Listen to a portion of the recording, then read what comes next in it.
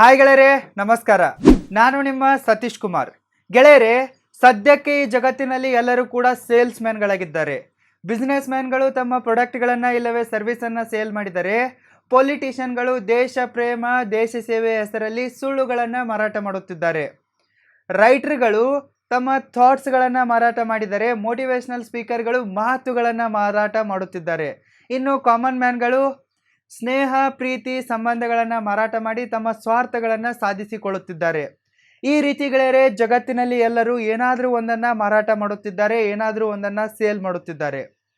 ಪ್ರತಿಯೊಬ್ಬ ಸಕ್ಸಸ್ಫುಲ್ ವ್ಯಕ್ತಿಗೆ ಹೇಗೆ ತನ್ನ ಬಿಸ್ನೆಸ್ಸನ್ನು ಪ್ರಮೋಟ್ ಮಾಡಬೇಕು, ಹೇಗೆ ತನ್ನ ಪ್ರಾಡಕ್ಟ್ಗಳನ್ನು ಮಾರಾಟ ಮಾಡಬೇಕು, ಹೇಗೆ ತನ್ನನ್ನು ತಾನು ಮಾರ್ಕೆಟಿಂಗ್ ಮಾಡಿಕೊಳ್ಳಬೇಕು ಎಂಬುದು ಚೆನ್ನಾಗಿ ಗೊತ್ತಿರುತ್ತದೆ.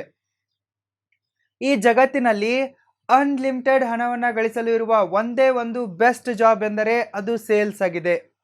ಈ ಜಗತ್ತಿನಲ್ಲಿ ಅನ್ಲಿಮಿಟೆಡ್ ಹಣ ಗಳಿಸಲು ಇರುವ ಬೆಸ್ಟ್ ಸ್ಕಿಲ್ ಎಂದರೆ ಸೇಲ್ಸ್ ಆಗಿದೆ. ಗೆಳೆಯರೇ, ನೀವು ಸೇಲ್ಸ್ ಸ್ಕಿಲ್ಗಳಲ್ಲಿ ಪರ್ಫೆಕ್ಟ್ ಆದರೆ, ಸೇಲ್ಸ್ ಆ್ಯಂಡ್ ಮಾರ್ಕೆಟಿಂಗ್ ಸ್ಕಿಲ್ಗಳನ್ನು ಚೆನ್ನಾಗಿ ಬೆಳೆಸಿಕೊಂಡರೆ ನೀವು ಅನ್ಲಿಮಿಟೆಡ್ ಹಣವನ್ನು ಗಳಿಸಬಹುದು. ಜಗತ್ತಿನಲ್ಲಿ ಅನ್ಲಿಮಿಟೆಡ್ ಹಣವನ್ನು ಗಳಿಸಲು ಇರುವ ಬೆಸ್ಟ್ ಜಾಬ್ ಎಂದರೆ ಸೇಲ್ಸ್ ಆಗಿದೆ. ಅದಕ್ಕಾಗಿ ಸೇಲ್ಸನ್ನು ಕೀಳಾಗಿ ನೋಡಬೇಡಿ, ಮಾರ್ಕೆಟಿಂಗ್ ಟೆಕ್ನಿಕ್ಗಳನ್ನು ಯೂಸ್ಲೆಸ್ ಅಂತ ಅಂದುಕೊಳ್ಳಬೇಡಿ. ಟ್ಯಾಲೆಂಟೆಡ್ ಆಗಿರುವ ಸೇಲ್ಸ್ ಟೀಮ್ ಪ್ರತಿ ಕಂಪನಿಯ ಬ್ಲಡ್ ಸಪ್ಲೈ ಯೂನಿಟ್ ಆಗಿದೆ ಗೆಳೆಯರೆ. ಪ್ರತಿ ಕಂಪನಿಯ ಜೀವ ಆ ಕಂಪನಿಯ ಸೇಲ್ಸ್ ಮ್ಯಾನ್ಗಳಲ್ಲಿದೆ. ಸೇಲ್ಸ್ ಮ್ಯಾನ್ಗಳು ಎಷ್ಟು ಪವರ್ಫುಲ್ ಆಗಿ ಕೆಲಸ ಮಾಡ್ತಾರೋ, ಎಷ್ಟು ಟ್ಯಾಲೆಂಟೆಡ್ ಆಗಿ ಕೆಲಸ ಮಾಡ್ತಾರೋ ಅಷ್ಟು ಬೇಗನೆ ಆ ಕಂಪನಿ ಮುಂದೆ ಬರುತ್ತದೆ. ಅದಕ್ಕಾಗಿ ಸೇಲ್ಸ್ ಮ್ಯಾನ್ಗಳನ್ನು ಕೀಳಾಗಿ ನೋಡಬೇಡಿ. ಸೇಲ್ಸ್ ಟೀಮ್ ಪ್ರತಿ ಕಂಪನಿಯ ಬ್ಲಡ್ ಸಪ್ಲೈ ಯೂನಿಟ್ ಆಗಿದೆ. ನೀವೊಬ್ಬ ಬಿಸ್ನೆಸ್ ಮ್ಯಾನ್ ಆಗಿದ್ದರೆ ನೀವು ಈ ಸೇಲ್ಸ್ ಆ್ಯಂಡ್ ಮಾರ್ಕೆಟಿಂಗ್ ಸ್ಕಿಲ್ಗಳನ್ನು ಕಲಿತುಕೊಳ್ಳಲೇಬೇಕು. ಸೇಲ್ಸ್ ಆ್ಯಂಡ್ ಮಾರ್ಕೆಟಿಂಗ್ ಸ್ಕಿಲ್ಗಳನ್ನು ಕಲಿತುಕೊಳ್ಳುವುದಕ್ಕಾಗಿ ಕೆಲವೊಂದಿಷ್ಟು ಪವರ್ಫುಲ್ ಟಿಪ್ಸ್ಗಳು ಇಂತಿವೆ. ಇವುಗಳನ್ನು ಫಾಲೋ ಮಾಡಿ. Let's begin. Hi, video start ಮಾಡುವುದಕ್ಕಿಂತ ಮುಂಚೆ ನಿಮಗಾಗಿ ಒಂದು ಸ್ಪೆಷಲ್ ಅನೌನ್ಸ್ಮೆಂಟ್ ಇದೆ. ಈಗಾಗಲೇ ನಮ್ಮ mobile video editing course launch ಆಗಿದೆ. ನಿಮಗೆ ಮನೆಯಲ್ಲೇ ಕುಳಿತುಕೊಂಡು ಆನ್ಲೈನ್ನಲ್ಲೇ ಮೊಬೈಲ್ ವಿಡಿಯೋ ಎಡಿಟಿಂಗನ್ನು ಕಲಿಯುವ ಆಸೆ ಇದ್ದರೆ ಈ ವಿಡಿಯೋದ ಡಿಸ್ಕ್ರಿಪ್ಷನ್ ಬಾಕ್ಸ್ನಲ್ಲಿ ಕೊಟ್ಟಿರುವ ಲಿಂಕ್ ಮೇಲೆ ಕ್ಲಿಕ್ ಮಾಡಿ ಮತ್ತು ನಮ್ಮ ಆನ್ಲೈನ್ ಮೊಬೈಲ್ ವಿಡಿಯೋ ಎಡಿಟಿಂಗ್ ಕೋರ್ಸ್ಗೆ ಜಾಯ್ನ್ ಆಗಿ. ಇಲ್ಲವೇ ಸೀದಾ www.roaringfilmschool.comಗೆ ವಿಸಿಟ್ ಮಾಡಿ ಮತ್ತು ಕೋರ್ಸಿಗೆ ಜಾಯ್ನ್ ಆಗಿ. ಟಿಪ್ ನಂಬರ್ 1, ಸ್ಮೈಲ್ನೊಂದಿಗೆ ಸೇಲ್ ಮಾಡಿ. Sale with smile. ಗೆಳೆಯರೇ, ನೀವು ಸೇಲ್ಸ್ ಪಿಚ್ ಮಾಡಲು ಹೋದಾಗ ಕಂಪಲ್ಸರಿಯಾಗಿ ಸ್ಮೈಲ್ನೊಂದಿಗೆ ಸೇಲ್ಸ್ ಪಿಚ್ಚನ್ನು ಮಾಡಿ. ನಗು ನಗುತ್ತಾ ನಿಮ್ಮ ಪ್ರಾಡಕ್ಟಿನ ಡೆಮೋ ಕೊಡಿ. ನಗು ನಗುತ್ತಾ ನಿಮ್ಮ ಬಿಸ್ನೆಸ್ ಬಗ್ಗೆ, ಪ್ರಾಡಕ್ಟ್ ಬಗ್ಗೆ, ಸರ್ವಿಸ್ ಬಗ್ಗೆ ಸೇಲ್ ಪಿಚ್ಚನ್ನು ಮಾಡಿ. ಅದನ್ನು ಬಿಟ್ಟು ಸಪ್ಪೆ ಮೋರೆ ಹಾಕಿಕೊಂಡು ಮನೆಯಲ್ಲಿ ಹೆಂಡತಿಯೊಂದಿಗೆ ಜಗಳವಾಡಿದ ಥರ ಮುಖ ಇಟ್ಟುಕೊಂಡು ಸೇಲ್ಸ್ ಪಿಚ್ಚನ್ನು ಮಾಡಬೇಡಿ. ಯಾವಾಗಲೂ ಕಾನ್ಫಿಡೆಂಟಾಗಿ ಸ್ಮೈಲ್ನೊಂದಿಗೆ ಸಿಕ್ಕಾಪಟ್ಟೆ ಎಂಥೂಜಿಯಾಸಮ್ನೊಂದಿಗೆ ಸೇಲ್ಸ್ ಪಿಚ್ಚನ್ನು ಮಾಡಿ. ಸಿಕ್ಕಾಪಟ್ಟೆ ಉತ್ಸಾಹದೊಂದಿಗೆ ಸೇಲ್ಸ್ ಪಿಚ್ಚನ್ನು ಮಾಡಿ. ನೀವು ನಿಮ್ಮ ಕಸ್ಟಮರ್ನೊಂದಿಗೆ ಹ್ಯಾಂಡ್ ಶೇಕ್ ಮಾಡಿದರೆ ಪವರ್ ಟ್ರಾನ್ಸ್ಫರ್ ಆಗಬೇಕು. ಅಷ್ಟೊಂದು ಎನರ್ಜಿ, ಅಷ್ಟೊಂದು ಕಾನ್ಫಿಡೆನ್ಸ್, ಅಷ್ಟೊಂದು ಉತ್ಸಾಹ ನಿಮ್ಮಲ್ಲಿರಬೇಕು, ಅಷ್ಟೊಂದು ಹ್ಯಾಪಿನೆಸ್ ನಿಮ್ಮಲ್ಲಿರಬೇಕು. ಯಾವಾಗಲೂ ಸ್ಮೈಲಿಂಗ್ ಫೇಸನ್ನು ಇಟ್ಟುಕೊಂಡು ಸೇಲ್ಸ್ ಪಿಚ್ ಮಾಡಿ. ಕಸ್ಟಮರ್ಗಳ ಮುಂದೆ ಸಪ್ಪೆ ಮೂರೆ ಹಾಕಿಕೊಂಡು ಅಳೋ ಮುಖ ಹಾಕಿಕೊಂಡು ಸೇಲ್ಸ್ ಪಿಚ್ಚನ್ನು ಮಾಡಬೇಡಿ.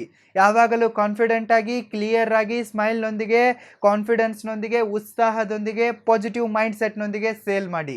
ಟಿಪ್ ನಂಬರ್ 2, ನಿಮ್ಮ ಕಮ್ಯುನಿಕೇಷನ್ ಸ್ಕಿಲ್ಗಳನ್ನು ಇಂಪ್ರೂವ್ ಮಾಡಿಕೊಳ್ಳಿ. Improve your communication skills. ಗೆಳೆಯರೇ, ನೀವು ಒಬ್ಬ ಬೆಸ್ಟ್ ಸೇಲ್ಸ್ ಮ್ಯಾನ್ ಆಗಬೇಕೆಂದರೆ, ನೀವು ಸೇಲ್ಸಲ್ಲಿ ಎಕ್ಸ್ಪರ್ಟ್ ಆಗಬೇಕೆಂದರೆ ನೀವು ನಿಮ್ಮ ಕಮ್ಯುನಿಕೇಷನ್ ಸ್ಕಿಲ್ಗಳನ್ನು ಇಂಪ್ರೂವ್ ಮಾಡಿಕೊಳ್ಳಲೇಬೇಕು. ಇದರಲ್ಲಿ ಎರಡನೇ ಚಾಯ್ಸ್ ಇಲ್ಲ, ಬೇರೆ ಯಾವುದೇ ಆಪ್ಷನ್ ಇಲ್ಲ. ನೀವು ಕ್ಲೀನಾಗಿ, ಕ್ಲಿಯರ್ ಆಗಿ, ಕಾನ್ಫಿಡೆಂಟಾಗಿ ಕಮ್ಯುನಿಕೇಷನ್ ಮಾಡುವುದನ್ನು ಕಲಿತುಕೊಳ್ಳಲೇಬೇಕು. ಅದಕ್ಕಾಗಿ ನಿಮ್ಮ ಕಸ್ಟಮರ್ಗಳೊಂದಿಗೆ ಡೀಲ್ ಮಾಡುವಾಗ ಕ್ಲೀನಾಗಿ, ಕ್ಲಿಯರ್ ಆಗಿ ಮತ್ತು ಕಾನ್ಫಿಡೆಂಟಾಗಿ ಮಾತಾಡಿ. ಇಷ್ಟಾದರೆ ಸಾಕು, ಕಸ್ಟಮರ್ ಇಂಪ್ರೆಸ್ ಆಗುತ್ತಾನೆ. ಅನಾವಶ್ಯಕವಾಗಿ ನಿಮ್ಮ ಇಂಗ್ಲೀಷ್ ನಾಲೆಜನ್ನು ಕಸ್ಟಮರ್ಗಳ ಮೇಲೆ ಉಗಳಲು ಟ್ರೈ ಮಾಡಬೇಡಿ. ಸಾಧ್ಯವಾದಷ್ಟು ಸಿಂಪಲ್ ಭಾಷೆಗಳಲ್ಲಿ ಕಸ್ಟಮರ್ಗೆ ಯಾವ ಭಾಷೆ ಅರ್ಥವಾಗುತ್ತೋ ಆ ಭಾಷೆಯಲ್ಲಿ ಸೇಲ್ಸ್ ಪಿಚ್ಚನ್ನು ಮಾಡಿ. ಕಸ್ಟಮರ್ ಹಿಂದಿ ಆಗಿರ್ತಾನೆ, ಇಲ್ಲವೇ ಕನ್ನಡ ಆಗಿರ್ತಾನೆ, ಆ ಟೈಮಲ್ಲಿ ನೀವು ಇಂಗ್ಲೀಷ್ನಲ್ಲಿ ಊದಿದರೆ ಈ ಥರ ಮಾಡಲು ಹೋಗಬೇಡಿ. ಸಾಧ್ಯವಾದಷ್ಟು ಕ್ಲೀನಾಗಿ, ಕ್ಲಿಯರ್ ಆಗಿ, ಕಾನ್ಫಿಡೆಂಟಾಗಿ, ಸಿಂಪಲ್ ವರ್ಡ್ಸ್ಗಳಲ್ಲಿ ಸೇಲ್ಸ್ ಪಿಚ್ ಮಾಡಿ. ಕಸ್ಟಮರ್ ಅಟ್ರಾಕ್ಟ್ ಆಗೇ ಆಗುತ್ತಾನೆ. ಟಿಪ್ ನಂಬರ್ 3, ಮೊದಲು ಕಸ್ಟಮರ್ಗಳೊಂದಿಗೆ ಕನೆಕ್ಟ್ ಆಗಿ. First connect with customers. ಗೆಳೆಯರೇ, ಮೊದಲು ಕಸ್ಟಮರ್ಗಳೊಂದಿಗೆ ಕನೆಕ್ಟ್ ಆಗದೆ ಯಾವುದೇ ಕಾರಣಕ್ಕೂ ಸೇಲ್ಸ್ ಪಿಚ್ಚನ್ನು ಮಾಡಬೇಡಿ.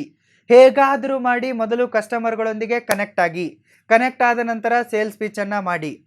ಮೊದಲ ಇಂಪ್ರೆಷನ್ನಲ್ಲೇ ಕಸ್ಟಮರ್ನ ಹೆಸರು, ಊರು, ಅವನ ಜಾತಿ, ಧರ್ಮ, ಜನಾಂಗ, ಯಾವ ಭಾಷೆ, ಯಾವ ರಾಜ್ಯ, ಅವನ ಇಂಟ್ರೆಸ್ಟ್ ಏನು ಎಂಬುದನ್ನು ತಿಳಿದುಕೊಳ್ಳಲು ಸಾಧ್ಯವಾದರೆ ಫಸ್ಟ್ ಇಂಪ್ರೆಷನ್ನಲ್ಲೇ ಇದನ್ನು ತಿಳಿದುಕೊಳ್ಳಿ. ಇದನ್ನೇ ಬೇಸ್ ಆಗಿಟ್ಟುಕೊಂಡು ಕಸ್ಟಮರ್ನೊಂದಿಗೆ ಕನೆಕ್ಟ್ ಆಗಿ ಅನಂತರ ಅವನಿಗೆ ಸೇಲ್ಸ್ ಪಿಚ್ ಮಾಡಿ. ಕಸ್ಟಮರ್ನೊಂದಿಗೆ ಕನೆಕ್ಟ್ ಆಗದೆ ಡೈರೆಕ್ಟಾಗಿ ಮೀಟ್ ಆಗುತ್ತಿದ್ದಂತೆ ಮೊದಲ ಸೆಕೆಂಡಲ್ಲೇ, ಮೊದಲ ನಿಮಿಷದಲ್ಲೇ ಅವನಿಗೆ ಸೇಲ್ಸ್ ಪಿಚ್ಚನ್ನು ಮಾಡಬೇಡಿ. ಡೈರೆಕ್ಟಾಗಿ ಸೇಲ್ಸ್ ಪಿಚ್ಚನ್ನು ಮಾಡಿದರೆ ಯಾವುದೇ ಕಾರಣಕ್ಕೂ ನಿಮ್ಮ ಪ್ರಾಡಕ್ಟ್ ಸೇಲ್ ಆಗುವ ಚಾನ್ಸಸ್ ಅಲ್ಲಿ ಇರಲ್ಲ.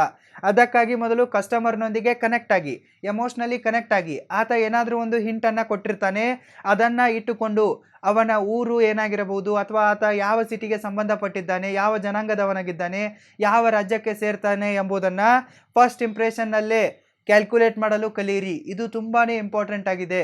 ಸೇಲ್ಸ್ ಮ್ಯಾನ್ಗಳು ಒಂಥರ ರಾ ಏಜೆಂಟ್ ಥರ ವರ್ಕ್ ಮಾಡಬೇಕು. ಜಸ್ಟ್ ಕಸ್ಟಮರ್ನನ್ನು ನೋಡಿದ ಕೂಡಲೇ, ಅವನೊಂದಿಗೆ ಒಂದೇ ಒಂದು ಲೈನ್ ಮಾತನಾಡಿದ ಕೂಡಲೇ ನಿಮಗೆ ಗೊತ್ತಾಗಬೇಕು ಆತ ಯಾವ ಜನಾಂಗಕ್ಕೆ ಸೇರಿದವನಾಗಿರಬಹುದು, ಯಾವ ಸಿಟಿಗೆ ಸಂಬಂಧಪಟ್ಟವನಾಗಿರಬಹುದು, ಆತ ಯಾವ ಭಾಷೆಯನ್ನು ಮಾತಾಡ್ತಾನೆ ಎಂಬುದರ ಆಧಾರದ ಮೇಲೆ ಅವನ ರಾಜ್ಯವನ್ನು ಪತ್ತೆ ಹಚ್ಚಬಹುದು. ಈ ರೀತಿ ನಿಮಗೆ ಏನಾದರೂ ಒಂದು ಕ್ಲೂ ಸಿಗುತ್ತೆ. ಅದನ್ನಿಟ್ಟುಕೊಂಡು ನೀವು ಅವನೊಂದಿಗೆ ಎಮೋಷ್ನಲಿ ಕನೆಕ್ಟ್ ಆಗಿ. ಒಂದು ವೇಳೆ ನಿಮಗೆ ಯಾವುದೇ ಕ್ಲೂ ಸಿಗದಿದ್ದರೆ ಸದ್ಯದ ಪರಿಸ್ಥಿತಿಗಳನ್ನು, ಎನ್ವೈರ್ಮೆಂಟಲ್ ಕಂಡೀಷನ್ಗಳನ್ನು ಆಧಾರವಾಗಿಟ್ಟುಕೊಂಡು ಅವುಗಳ ಮೂಲಕ ನೀವು ಅವನೊಂದಿಗೆ ಕನೆಕ್ಟ್ ಆಗಿ. ಉದಾಹರಣೆಗಾಗಿ ನಿಮ್ಮ ಕಸ್ಟಮರ್ ಪಂಜಾಬಿ ಆಗಿದ್ದರೆ ಪಂಜಾಬಿಯಲ್ಲಿ ಅವನೊಂದಿಗೆ ಏನಾದರೂ ಒಂದು ಲೈನನ್ನು ಮಾತನಾಡಿ ಅವನ ದಿಲ್ ಖುಷ್ ಆಗುತ್ತೆ, ಆತ ನಿಮ್ಮೊಂದಿಗೆ ಎಮೋಷ್ನಲಿ ಕನೆಕ್ಟ್ ಆಗುತ್ತಾನೆ, ನಿಮ್ಮ ಕೆಲಸ 100% ಆಗುತ್ತೆ.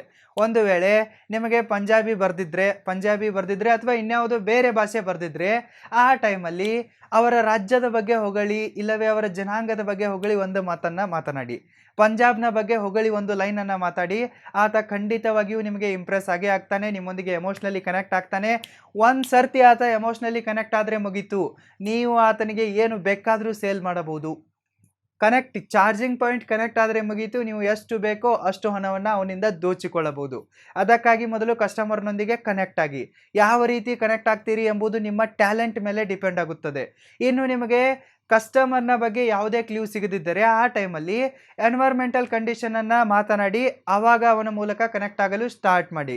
ಯಾವ ರೀತಿ ಅಂದರೆ, ಸಿಕ್ಕಾಪಟ್ಟೆ ಟ್ರಾಫಿಕ್ ಇದೆ ಅಂತ ಮಾತನ್ನು ಸ್ಟಾರ್ಟ್ ಮಾಡಿ, ಇಲ್ಲ ತುಂಬ ಬಿಸಿಲಿದೆ ಅಂತ ಮಾತನ್ನು ಸ್ಟಾರ್ಟ್ ಮಾಡಿ, ತುಂಬ ಚಳಿ ಇದೆ ಅಂತ ಮಾತನಾಡಿ, ಅವನಿಗೆ ನೀರು ಬೇಕಾ ಅಂತ ಕೇಳಿ, ನಿಮ್ಮ ಹತ್ರ ವಾಟರ್ ಬಾಟಲನ್ನು ಕಂಪಲ್ಸರಿಯಾಗಿ ಕ್ಯಾರಿ ಮಾಡಿ, ನೀರು ಬೇಕಾ ಅಂತ ಕೇಳಿ. ಈ ರೀತಿ ಏನಾದರೂ ಒಂದು ನೆಪವನ್ನು ಇಟ್ಟುಕೊಂಡು ಅವನೊಂದಿಗೆ ಕನೆಕ್ಟ್ ಆಗಿ. ಮೊದಲು ಅವನೊಂದಿಗೆ ಕನೆಕ್ಟ್ ಆಗಿ ಅನಂತರ ಸೇಲ್ಸ್ ಪಿಚ್ ಮಾಡಿ. 100% ನಿಮ್ಮ ಪ್ರಾಡಕ್ಟ್ ಸೇಲ್ ಆಗೇ ಆಗುತ್ತದೆ, ಇದರಲ್ಲಿ ಯಾವುದೇ ಡೌಟ್ ಇಲ್ಲ. ಟಿಪ್ ನಂಬರ್ 4, ಮೊದಲು ನಿಮ್ಮ ಕಸ್ಟಮರ್ ಏನು ಹೇಳುತ್ತಿದ್ದಾನೆ ಎಂಬುದನ್ನು ಕೇರ್ಫುಲ್ ಆಗಿ ಕೇಳಿಸಿಕೊಳ್ಳಿ. First listen to your customer carefully. ಗೆಳೆಯರೆ, ನೀವು ಕಸ್ಟಮರ್ಗೆ ಡೈರೆಕ್ಟಾಗಿ ಸೇಲ್ಸ್ ಪಿಚ್ಚನ್ನು ಮಾಡಬೇಡಿ. ಜಸ್ಟ್ ಅವನಿಗೆ ಇಂಟ್ರೊಡಕ್ಷನನ್ನು ಕೊಡಿ. ಇಷ್ಟಾದ ನಂತರ ಕಸ್ಟಮರ್ ಮಾತನಾಡಲು ಸ್ಟಾರ್ಟ್ ಮಾಡ್ತಾನೆ. ಮೊದಲು ಅವನಿಗೆ ಸಂಪೂರ್ಣವಾಗಿ ಮಾತನಾಡಲು ಬಿಡಿ. ಅವನಿಗೆ ಯಾವ ಥರದ ಪ್ರಾಡಕ್ಟ್ ಬೇಕಾಗಿದೆ ಎಂಬುದನ್ನು ಆತ ನಿಮಗೆ ಎಕ್ಸಾಕ್ಟಾಗಿ ಹೇಳುತ್ತಾನೆ, ಎಕ್ಸ್ಪ್ಲೇನ್ ಮಾಡುತ್ತಾನೆ. ಅಲ್ಲಿ ತನಕ ನೀವು ಅನಾವಶ್ಯಕವಾಗಿ ಮಧ್ಯೆ ಮೂಗನ್ನು ತೂರಿಸಬೇಡಿ, ಮಧ್ಯೆ ಬಾಯಿಯನ್ನು ಹಾಕಬೇಡಿ. ಮೊದಲು ಕಸ್ಟಮರ್ಗೆ ಮಾತನಾಡುವ ಚಾನ್ಸನ್ನು ಕೊಡಿ. ಮೊದಲು ಅವನಿಗೆ ಬ್ಯಾಟಿಂಗನ್ನು ಕೊಡಿ. ಆತ ಮಾತನಾಡುತ್ತಾ ಎಮೋಷ್ನಲ್ ಫೂಲ್ ಆಗಿ ಏನಾದರೂ ಒಂದು ಕ್ಲೂವನ್ನು ಕೊಡ್ತಾನೆ. ಆ ಕ್ಲೂ ಏನಾಗಿರುತ್ತೆ ಅಂದರೆ, ಎಕ್ಸಾಕ್ಟಾಗಿ ಅವನಿಗೆ ಏನು ಬೇಕಾಗಿದೆ, ಆ ಪ್ರಾಡಕ್ಟ್ನಲ್ಲಿ ಅವನು ಏನನ್ನು ಎಕ್ಸ್ಪೆಕ್ಟ್ ಮಾಡ್ತಾ ಇದ್ದಾನೆ, ಅವನ ಬಜೆಟ್ ಎಷ್ಟಿದೆ ಎಂಬುದನ್ನು ಆತ ಇಂಡೈರೆಕ್ಟಾಗಿ ನಿಮಗೆ ಹೇಳುತ್ತಾನೆ. ಒಂದು ಹಿಂಟನ್ನು ಕೊಡುತ್ತಾನೆ. ಆ ಹಿಂಟನ್ನು ನೀವು ಕರೆಕ್ಟಾಗಿ ಕ್ಯಾಚ್ ಮಾಡಿಕೊಳ್ಳಿ. ಕ್ವಿಕ್ಕಾಗಿ ಅವನಿಗೆ ಏನು ಬೇಕಾಗಿದೆ, ಅವನ ಹತ್ರ ಎಷ್ಟು ಹಣ ಇರಬಹುದು, ಆತ ಏನನ್ನು ಹುಡುಕುತ್ತಿದ್ದಾನೆ ಎಂಬುದನ್ನು ಕ್ವಿಕ್ಕಾಗಿ ನಿಮ್ಮ ಮೈಂಡಲ್ಲಿ ಅನಾಲಿಸಿಸ್ ಮಾಡಿ ಅವನೊಂದಿಗೆ ಮೈಂಡ್ ಗೇಮನ್ನು ಆಡಲು ಸ್ಟಾರ್ಟ್ ಮಾಡಿ. ಅವನೊಂದಿಗೆ ಮೈಂಡ್ ಗೇಮನ್ನು ಆಡಿ ಅನಂತರ ಈಸಿಯಾಗಿ ನಿಮ್ಮ ಪ್ರಾಡಕ್ಟ್ ಸೇಲ್ ಆಗುತ್ತದೆ. ಸರಿನಾ? ಮೊದಲು ಕಸ್ಟಮರ್ ಏನು ಹೇಳುತ್ತಿದ್ದಾನೆ ಎಂಬುದನ್ನು ಕೇರ್ಫುಲ್ ಆಗಿ ಕೇಳಿಸಿಕೊಳ್ಳಿ. ಅವನ ನೀಡ್ಸ್ಗಳನ್ನು ಅರ್ಥ ಮಾಡಿಕೊಂಡು, ಅವನ ಅವಶ್ಯಕತೆಯನ್ನು ಅರ್ಥ ಮಾಡಿಕೊಂಡು ಅವನೊಂದಿಗೆ ಮೈಂಡ್ ಗೇಮ್ ಮಾಡುತ್ತಾ ನಿಮ್ಮ ಪ್ರಾಡಕ್ಟನ್ನು ಈಸಿಯಾಗಿ ಸೇಲ್ ಮಾಡಿ. ಟಿಪ್ ನಂಬರ್ 5, ಸ್ವಲ್ಪ ಕಸ್ಟಮರ್ ಸೈಡ್ನೊಂದಿಗೂ ಯೋಚನೆ ಮಾಡಿ. Think from customer side also. ಗೆಳೆಯರೆ, ನೀವು ಮಾರಾಟ ಮಾಡಲು ಹೋಗಿರ್ತೀರ, ನಿಮ್ಮ ಉದ್ದೇಶ ಒಂದೇ ಆಗಿರುತ್ತದೆ, ಹೆಚ್ಚಿನ ಬೆಲೆಗೆ ನನ್ನ ಪ್ರಾಡಕ್ಟನ್ನು ಮಾರಾಟ ಮಾಡೋದು, ಹೆಚ್ಚಿಗೆ ಲಾಭವನ್ನು ಗಳಿಸೋದು. ಬಟ್ ಕಸ್ಟಮರ್ಗೂ ಒಂದು ಪಾಯಿಂಟ್ ಆಫ್ ವ್ಯೂ ಇರುತ್ತೆ. ಅದೇನಪ್ಪ ಅಂತಂದರೆ, ನಾನು ಕಮ್ಮಿ ಬೆಲೆಗೆ ಒಳ್ಳೆ ಕ್ವಾಲಿಟಿಯ ಪ್ರಾಡಕ್ಟನ್ನು ತರಬೇಕು ಎನ್ನುವುದು ಅವನ ಟಾರ್ಗೆಟ್ ಆಗಿರುತ್ತದೆ. ನಿಮ್ಮ ಟಾರ್ಗೆಟ್ ಏನಾಗಿರುತ್ತದೆ?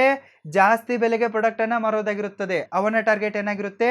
ಸಾಧ್ಯವಾದಷ್ಟು ಕಮ್ಮಿ ಬೆಲೆಗೆ ಪ್ರಾಡಕ್ಟನ್ನು ಪರ್ಚೇಸ್ ಮಾಡುವುದಾಗಿರುತ್ತದೆ.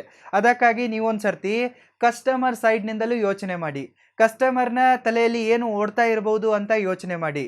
ಕಸ್ಟಮರ್ಗೆ ಏನು ಪ್ರಾಬ್ಲಮ್ ಇದೆ, ಅವನ ಪ್ರಾಬ್ಲಮನ್ನು ನನ್ನ ಪ್ರಾಡಕ್ಟ್ ಸಾಲ್ವ್ ಮಾಡುತ್ತಾ ಅಥವಾ ಇಲ್ವಾ, ನನ್ನ ಪ್ರಾಡಕ್ಟ್ನೊಂದಿಗೆ ಕಸ್ಟಮರ್ ಖುಷ್ ಆಗುತ್ತಾನಾ ಅಥವಾ ಇಲ್ವಾ, ಅವನಿಗೆ ನನ್ನ ಪ್ರಾಡಕ್ಟ್ನ ರೇಟ್ ಜಾಸ್ತಿ ಆಗ್ತಾ ಇದೆಯಾ ಅಥವಾ ಕಮ್ಮಿ ಆಗ್ತಾ ಇದೆಯಾ, ಅವನ ಬಾಯಿಂಗ್ ಕೆಪಾಸಿಟಿ ಎಷ್ಟಿದೆ ಎಂಬಿತ್ಯಾದಿ ವಿಷಯಗಳನ್ನೆಲ್ಲ ಒಂದು ಸರ್ತಿ ಕಸ್ಟಮರ್ ಜಾಗದಲ್ಲಿ ನಿಂತು ಇಮ್ಯಾಜಿನೇಷನ್ ಮಾಡಿ. ನೀವೇ ಒಂದ್ಸಲ ಕಸ್ಟಮರ್ ಜಾಗದಲ್ಲಿ ನಿಂತು ನಿಮ್ಮನ್ನು ನೀವು ಇಮ್ಯಾಜಿನೇಷನ್ ಮಾಡಿಕೊಳ್ಳಿ. ಆವಾಗ ನಿಮಗೆ ಕಸ್ಟಮರ್ನ ತಲೆಯಲ್ಲಿ ಏನು ಓಡ್ತಾ ಇದೆ ಎಂಬುದು ಗೊತ್ತಾಗುತ್ತೆ. ಅದು ಗೊತ್ತಾದರೆ ಮುಗೀತು, ನೀವು ಎಂಥ ಕಸ್ಟಮರ್ ಬಂದರೂ ಕೂಡ ಅವನಿಗೆ ಈಸಿಯಾಗಿ ನಿಮ್ಮ ಪ್ರಾಡಕ್ಟನ್ನು ಸೇಲ್ ಮಾಡಬಹುದು. ಟಿಪ್ ನಂಬರ್ 6, ರೈಟ್ ಕಸ್ಟಮರ್ಗಳನ್ನು ಟಾರ್ಗೆಟ್ ಮಾಡಿ. Target right customers.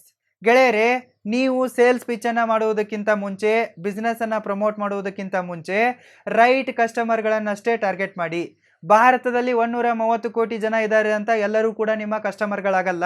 ಎಲ್ಲರೂ ಕೂಡ ನಿಮ್ಮ ಪ್ರಾಡಕ್ಟನ್ನು ತೆಗೆದುಕೊಳ್ಳಲ್ಲ.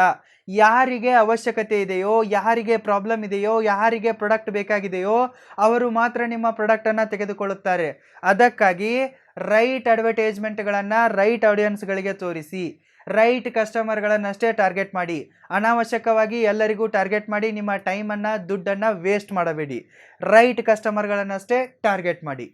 ಟಿಪ್ ನಂಬರ್ 7, ಸೇಲ್ ಮಾಡುವಾಗ ಕಸ್ಟಮರ್ಗಳ ಮೇಲೆ ಅಟ್ಯಾಕ್ ಮಾಡಬೇಡಿ. Don't attack on customers. ಗೆಳೆಯರೇ, ಬಹಳಷ್ಟು ಜನ ಸೇಲ್ಸ್ ಮ್ಯಾನ್ಗಳು ಸೇಲ್ ಮಾಡುವಾಗ, ಸೇಲ್ಸ್ ಪಿಚ್ ಮಾಡುವಾಗ ಕಸ್ಟಮರ್ಗಳ ಮೇಲೆ ಎಮೋಷ್ನಲ್ ಅಟ್ಯಾಕನ್ನು ಮಾಡುತ್ತಾರೆ. ಕಸ್ಟಮರ್ಗಳಿಗೆ ಅವಶ್ಯಕತೆ ಇಲ್ಲದಿದ್ದರೂ ಪ್ರಾಡಕ್ಟನ್ನು ತೆಗೆದುಕೊಳ್ಳುವಂತೆ ಫೋರ್ಸ್ ಮಾಡುತ್ತಾರೆ, ಮೆಂಟಲಿ ಹೆರಾಸ್ ಮಾಡುತ್ತಾರೆ. ನೀವು ಕೂಡ ಈ ರೀತಿ ಮಾಡಿದರೆ ಯಾವುದೇ ಕಾರಣಕ್ಕೂ ಕಸ್ಟಮರ್ ನಿಮ್ಮ ಪ್ರಾಡಕ್ಟನ್ನು ತೆಗೆದುಕೊಳ್ಳುವುದಿಲ್ಲ. ಸಪೋಸ್ ಅವರಿಗೆ ಅವಶ್ಯಕತೆ ಇದ್ದರೂ ಕೂಡ ಅವರು ನಿಮ್ಮಿಂದ ಪ್ರಾಡಕ್ಟನ್ನು ತೆಗೆದುಕೊಳ್ಳುವುದಿಲ್ಲ, ಬೇರೆಯವರ ಹತ್ರ ಪ್ರಾಡಕ್ಟನ್ನು ತೆಗೆದುಕೊಳ್ಳುತ್ತಾರೆ. ಅದಕ್ಕಾಗಿ ನೀವು ಸೇಲ್ ಮಾಡುವಾಗ ಕಸ್ಟಮರ್ಗಳಿಗೆ ಯಾವುದೇ ಕಾರಣಕ್ಕೂ ತೊಂದರೆಯನ್ನು ಕೊಡಬೇಡಿ. ಡೈರೆಕ್ಟಾಗಿ ಅವರ ಎದೆ ಮೇಲೆ ಬಿದ್ದಂತೆ ಸೇಲ್ ಮಾಡಲು ಹೋಗಬೇಡಿ. ಪ್ರಾಡಕ್ಟನ್ನು ತೆಗೆದುಕೊಳ್ಳಿ ಅಂತ ಹೆರಾಸ್ ಮಾಡಲು ಸ್ಟಾರ್ಟ್ ಮಾಡಬೇಡಿ. ಜಸ್ಟ್ ಅವರಿಗೆ ನಿಮ್ಮ ಪ್ರಾಡಕ್ಟ್ ಏನಿದೆ, ಯಾವ ರೀತಿ ಅವರಿಗೆ ಯೂಸ್ ಆಗುತ್ತೆ ಅಂತ ಎಕ್ಸ್ಪ್ಲೇನ್ ಮಾಡಿ ಸೈಲೆಂಟ್ ಆಗಿಬಿಡಿ. ಅವರಿಗೆ ನಿಮ್ಮ ಹತ್ರ ತೆಗೆದುಕೊಳ್ಳುವ ಇಂಟ್ರೆಸ್ಟ್ ಇದ್ದರೆ ಅವರು ತೆಗೆದುಕೊಳ್ಳುತ್ತಾರೆ. ಅದನ್ನು ಬಿಟ್ಟು ಅವರ ಮೈಮೇಲೆ ಬಿದ್ದು ಅವರಿಗೆ ಅವಶ್ಯಕತೆ ಇಲ್ಲದಿದ್ದರೂ ನಿಮ್ಮ ಪ್ರಾಡಕ್ಟನ್ನು ತೆಗೆದುಕೊಳ್ಳುವಂತೆ ಫೋರ್ಸ್ ಮಾಡಬೇಡಿ, ಎಮೋಷ್ನಲ್ ಅಟ್ಯಾಕ್ ಮಾಡಬೇಡಿ, ಮೆಂಟಲಿ ಹೆರಾಸ್ ಮಾಡಬೇಡಿ. ಈ ರೀತಿ ಮಾಡಿದರೆ ಯಾವುದೇ ಕಾರಣಕ್ಕೂ ನಿಮ್ಮ ಪ್ರಾಡಕ್ಟ್ ಸೇಲ್ ಆಗಲ್ಲ. ಅದಕ್ಕಾಗಿ ಕೂಲಾಗಿ, ಕಂಫರ್ಟೇಬಲ್ ಆಗಿ ನಿಮ್ಮ ಸೇಲನ್ನು ಮಾಡಿ. Tip number 8, first educate your customers. ನಿಮ್ಮ ಕಸ್ಟಮರ್ಗಳನ್ನು ಮೊದಲು ಎಜುಕೇಟ್ ಮಾಡಿ, ಅವರಲ್ಲಿ ಒಂದು ಅವೇರ್ನೆಸ್ಸನ್ನು ಮೂಡಿಸಿ. ಗೆಳೆಯರೇ, ನೀವು ಸೇಲ್ಸ್ ಪಿಚ್ಚನ್ನು ಮಾಡಲು ಹೋಗುವುದಕ್ಕಿಂತ ಮುಂಚೆ ಕಸ್ಟಮರ್ಗಳನ್ನು ಎಜುಕೇಟ್ ಮಾಡಿ. ಅವರಲ್ಲಿ ನಿಮ್ಮ ಬಿಸ್ನೆಸ್ನ ಬಗ್ಗೆ, ನಿಮ್ಮ ಪ್ರಾಡಕ್ಟ್ನ ಬಗ್ಗೆ, ನಿಮ್ಮ ಸರ್ವಿಸ್ನ ಬಗ್ಗೆ ಅವೇರ್ನೆಸ್ಸನ್ನು ಮೂಡಿಸಿ. ಅವರಿಗೆ ಸರಿಯಾಗಿ ಎಜುಕೇಟ್ ಮಾಡಿ. ಅವರಿಗೆ ನಿಮ್ಮ ಪ್ರಾಡಕ್ಟ್ ಏನಿದೆ, ಯಾವ ರೀತಿ ಅವರಿಗೆ ಹೆಲ್ಪ್ ಆಗುತ್ತೆ, ನಿಮ್ಮ ಪ್ರಾಡಕ್ಟ್ನಿಂದ ಯಾವ ರೀತಿ ಅವರ ಪ್ರಾಬ್ಲಮ್ ಸಾಲ್ವ್ ಆಗುತ್ತದೆ ಎಂಬುದನ್ನು ನಿಮ್ಮ ಆ್ಯಡ್ಗಳ ಮೂಲಕ ಎಕ್ಸ್ಪ್ಲೇನ್ ಮಾಡಿ. ಇಲ್ಲವೇ ನೀವು ಡೈರೆಕ್ಟಾಗಿ ಸೇಲ್ಸ್ ಸ್ಪೀಚ್ ಮಾಡಲು ಹೋದಾಗ ರೇಟನ್ನು ಹೇಳಬೇಡಿ, ಹೇಗೆ ತೆಗೆದುಕೊಳ್ಳುವುದು ಅಂತ ಹೇಳಬೇಡಿ. ಮೊದಲು ಅವರನ್ನು ಎಜುಕೇಟ್ ಮಾಡಿ. ನೋಡಿಪ್ಪ, ಇದು ನನ್ನ ಪ್ರಾಡಕ್ಟ್ ಇದೆ, ಈ ಪ್ರಾಡಕ್ಟು ಇಷ್ಟು ಕ್ವಾಲಿಟಿಯಲ್ಲಿದೆ, ಇದರಲ್ಲಿ ಇಷ್ಟು ಸ್ಪೆಷಾಲಿಟಿಗಳಿವೆ, ಇದನ್ನು ತೆಗೆದುಕೊಂಡರೆ ನಿನ್ನ ಇಷ್ಟು ಪ್ರಾಬ್ಲಮ್ಗಳು ಸಾಲ್ವ್ ಆಗುತ್ತವೆ, ಇಷ್ಟು ದಿನ ಬಾಳಿಕೆ ಬರುತ್ತದೆ ಅಂತೆಲ್ಲ ಹೇಳಿ ಕಸ್ಟಮರ್ಗಳನ್ನು ಎಜುಕೇಟ್ ಮಾಡಿ. ಕಸ್ಟಮರ್ಗಳಲ್ಲಿ ಒಂದು ಅವೇರ್ನೆಸ್ಸನ್ನು ಮೂಡಿಸಿ. ಅದಾದ ನಂತರ ಸೇಲ್ ಮಾಡಲು ಟ್ರೈ ಮಾಡಿ. ಕಸ್ಟಮರ್ಗಳನ್ನ ಎಜುಕೇಟ್ ಮಾಡದೆ, ಅವರ ಮೈಂಡಲ್ಲಿ ಓಡ್ತಾ ಇರುವ ಡೌಟ್ಗಳನ್ನೆಲ್ಲ ಸಾಲ್ವ್ ಮಾಡದೆ ಯಾವುದೇ ಕಾರಣಕ್ಕೂ ಅವನಿಗೆ ಸೇಲ್ ಮಾಡಲು ಟ್ರೈ ಮಾಡಬೇಡಿ. ಮೊದಲು ಕಸ್ಟಮರ್ನ ಎಜುಕೇಟ್ ಮಾಡಿ, ಅವನಲ್ಲಿ ಒಂದು ಅವೇರ್ನೆಸ್ಸನ್ನು ಮೂಡಿಸಿ, ಅವನ ತಲೆಯಲ್ಲಿ ಓಡ್ತಾ ಇರುವ ಎಲ್ಲ ಡೌಟ್ಗಳನ್ನು ಕ್ಲಿಯರ್ ಮಾಡಿ, ಅವನಿಗೆ ನಿಮ್ಮ ಪ್ರಾಡಕ್ಟ್ ಬಗ್ಗೆ ಸಾಕಷ್ಟು ಮ್ಯಾಕ್ಸಿಮಮ್ ಇನ್ಫಾರ್ಮೇಷನನ್ನು ಕೊಡಿ. ಇಷ್ಟಾದ ನಂತರ ಅವನ ಮೈಂಡಲ್ಲಿ, ಅವನ ಮನಸ್ಸಲ್ಲಿ ನಿಮ್ಮ ಮೇಲೆ ಒಂದು ಭರವಸೆ ಮೂಡುತ್ತದೆ, ಕಾನ್ಫಿಡೆನ್ಸ್ ಮೂಡುತ್ತದೆ, ನಂಬಿಕೆ ಮೂಡುತ್ತದೆ, ಟ್ರಸ್ಟ್ ಗೇನ್ ಆಗುತ್ತದೆ. ಈ ರೀತಿ ಕಸ್ಟಮರ್ಗಳನ್ನು ಎಜುಕೇಟ್ ಮಾಡಿ, ಅನಂತರ ಅವರಲ್ಲಿ ಟ್ರಸ್ಟ್ ಗೇನ್ ಆಗುತ್ತದೆ, ನಿಮ್ಮ ಪ್ರಾಡಕ್ಟ್ ಈಸಿಯಾಗಿ ಸೇಲ್ ಆಗುತ್ತದೆ. ಟಿಪ್ ನಂಬರ್ 9, ಡಿಸಿಷನ್ ಮೇಕರ್ಗಳ ಮೇಲೆ ಫೋಕಸ್ ಮಾಡಿ. Focus on decision makers. ಗೆಳೆಯರೇ, ನೀವು ಯಾವುದಾದ್ರೂ ಒಂದು ವಸ್ತುವನ್ನು ಮಾರಾಟ ಮಾಡಬೇಕೆಂದರೆ ಅನಾವಶ್ಯಕವಾಗಿ ಎಲ್ಲರ ಮೇಲೂ ಕೂಡ ಫೋಕಸ್ ಮಾಡಬೇಡಿ. ಗುಂಪಲ್ಲಿ ಗೋವಿಂದ ಅನ್ನೋ ಥರ ಜನ ಬರ್ತಾರೆ, ಕಸ್ಟಮರ್ಗಳು ಬರ್ತಾರೆ. ಆ ಟೈಮಲ್ಲಿ ನೀವೇ ಕನ್ಫ್ಯೂಸ್ ಆಗಬೇಡಿ. ನೀವು ಮೊದಲು ಕಾನ್ಫಿಡೆಂಟ್ ಆಗಿರಿ, ನಿಮ್ಮ ಮೈಂಡ್ಸೆಟ್ ರೈಟ್ ಆಗಿರಲಿ, ಕ್ಲಿಯರ್ ಆಗಿರಲಿ.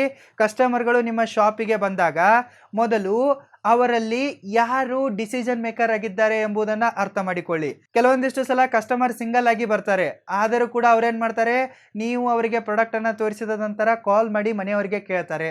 ಸೊ ಯಾರು ಡಿಸಿಷನ್ ಮೇಕರ್ ಆಗಿದ್ದಾರೆ ಎಂಬುದನ್ನು ಅರ್ಥ ಮಾಡಿಕೊಳ್ಳಿ, ಅವರ ಮೇಲಷ್ಟೇ ಫೋಕಸ್ ಮಾಡಿ. ಯಾರು ಕೀ ಡಿಸಿಷನ್ ಮೇಕರ್ ಆಗಿದ್ದಾರೋ ಅವರ ಮೇಲಷ್ಟೇ ಫೋಕಸ್ ಮಾಡಿ, ಅವರಿಗೇನೆ ಸೇಲ್ಸ್ ಪಿಚ್ ಮಾಡಿ, ಅಂದಾಗಲೇ ನಿಮ್ಮ ಪ್ರಾಡಕ್ಟ್ ಸೇಲ್ ಆಗುತ್ತದೆ. ಅದನ್ನು ಬಿಟ್ಟು ಸೈಡ್ ಆ್ಯಕ್ಟರ್ಗಳಿಗೆ, ಸೈಡ್ ಆರ್ಟಿಸ್ಟ್ಗಳಿಗೆ ಪ್ರಾಡಕ್ಟನ್ನು ತೋರಿಸಿದರೆ, ಸೇಲ್ಸ್ ಪಿಚ್ ಮಾಡಿದರೆ ಪರ್ಚೇಸ್ ಆಗಲ್ಲ. ಡೈರೆಕ್ಟಾಗಿ ನೀವು ಯಾರು ಬಾಸ್ ಇದ್ದಾರೋ, ಯಾರದ್ದು ನಡೆಯುತ್ತೋ, ಯಾರು ಡಿಸಿಷನ್ ಮೇಕರ್ ಇದ್ದಾರೋ ಅವರಿಗೇನೆ ಡೈರೆಕ್ಟಾಗಿ ಸೇಲ್ಸ್ ಪಿಚ್ಚನ್ನು ಮಾಡಿ. ಉದಾಹರಣೆಗಾಗಿ ನಿಮ್ಮ ಶಾಪಿಗೆ ಯಾವುದಾದ್ರೂ ಒಬ್ಬ ಮದುವೆಯಾಗಿರುವ ಪುರುಷ ಬಂದಿದ್ದಾನೆ, ಯಾವುದಾದ್ರೂ ಒಂದು ಪ್ರಾಡಕ್ಟನ್ನು ತೋರಿಸಿ ಅಂತ ಹೇಳ್ತಾನೆ ಅಂತ ಅಂದ್ಕೊಳ್ಳಿ.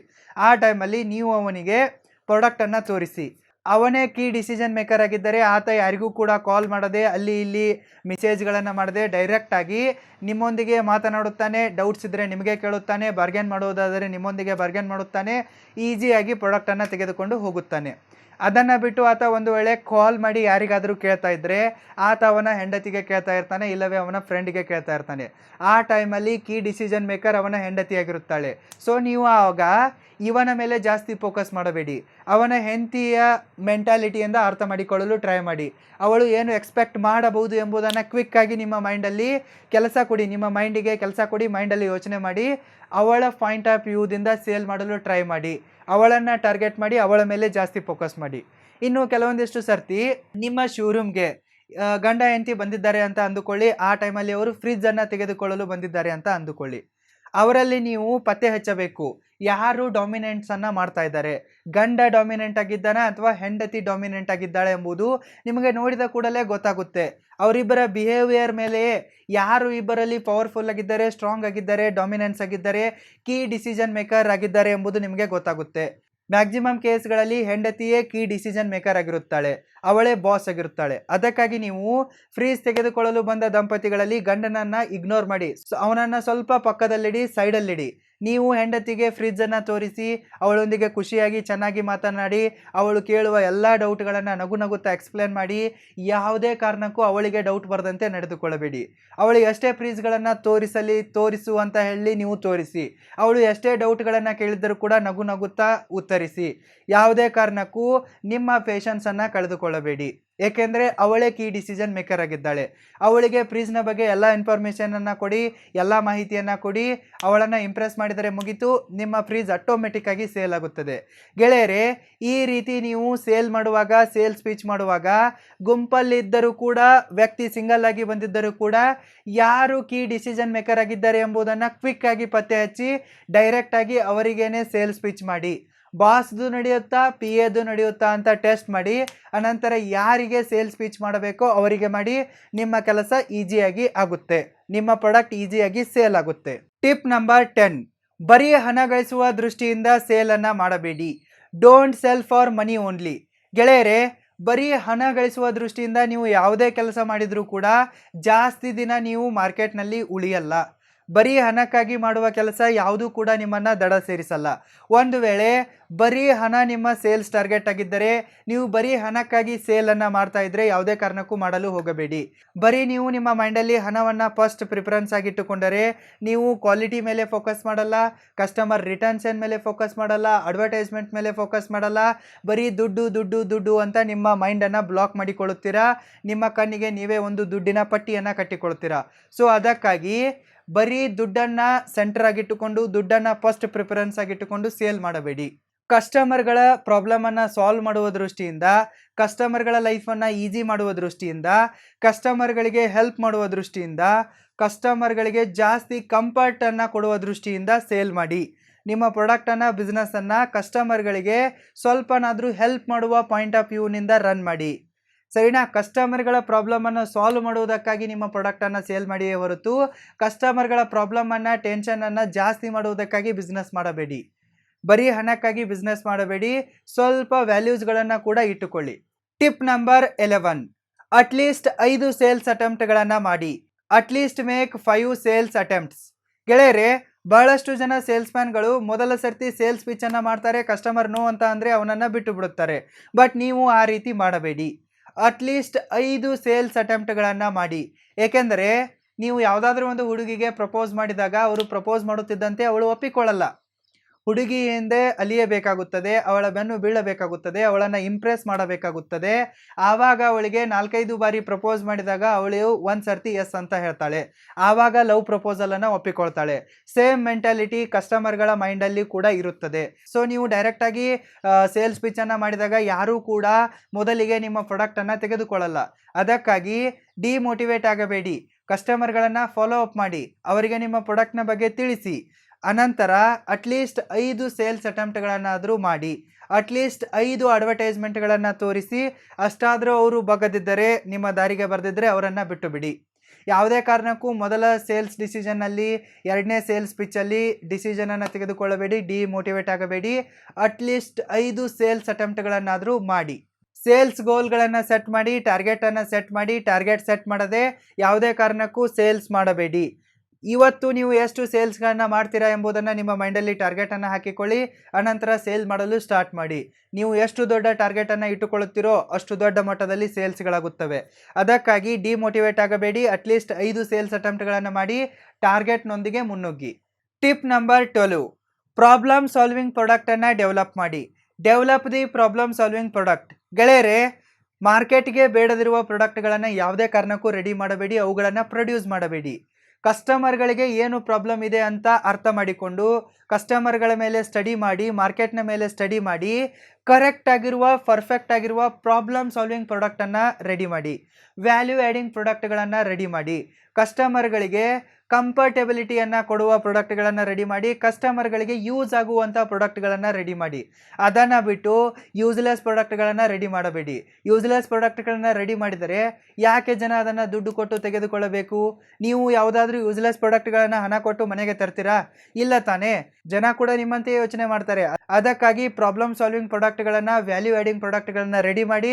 ಆಟೋಮೆಟಿಕ್ ಆಗಿ ಅವು ಸೇಲ್ ಆಗುತ್ತವೆ. ನಿಮಗೆ ಜಾಸ್ತಿ ಎಫರ್ಟನ್ನು ಹಾಕಬೇಕಾದ ಅವಶ್ಯಕತೆ ಬರಲ್ಲ. ಅದಕ್ಕಾಗಿ ಮೊದಲು ಪ್ರಾಬ್ಲಮ್ ಸಾಲ್ವಿಂಗ್ ಪ್ರಾಡಕ್ಟನ್ನು ರೆಡಿ ಮಾಡಿ.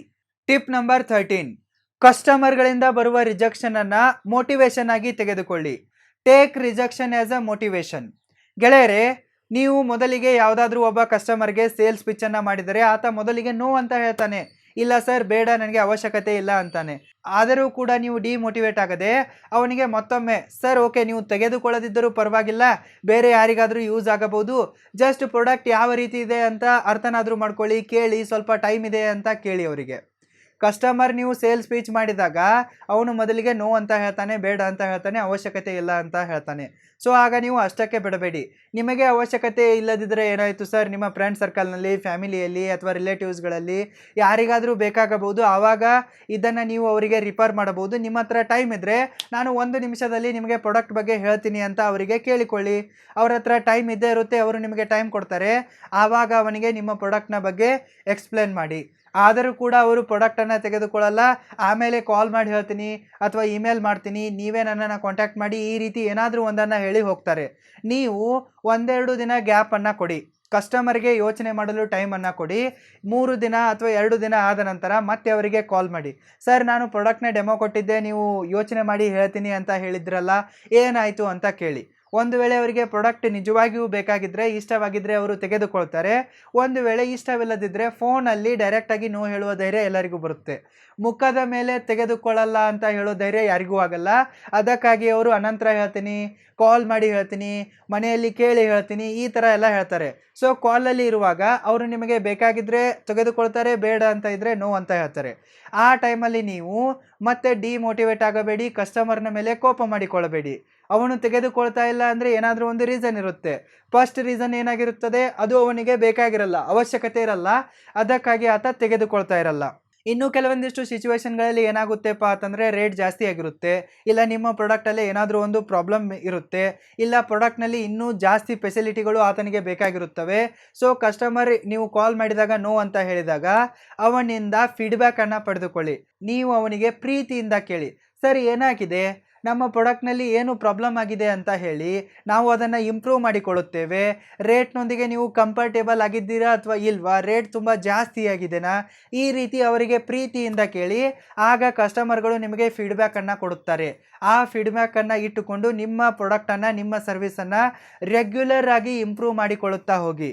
ಅದನ್ನು ಬಿಟ್ಟು ಕಸ್ಟಮರ್ ನೋ ಅಂತ ಹೇಳಿದಾಗ ಅವರ ಮೇಲೆ ಕೋಪ ಮಾಡಿಕೊಂಡು ಡಿಮೋಟಿವೇಟ್ ಆಗಬೇಡಿ.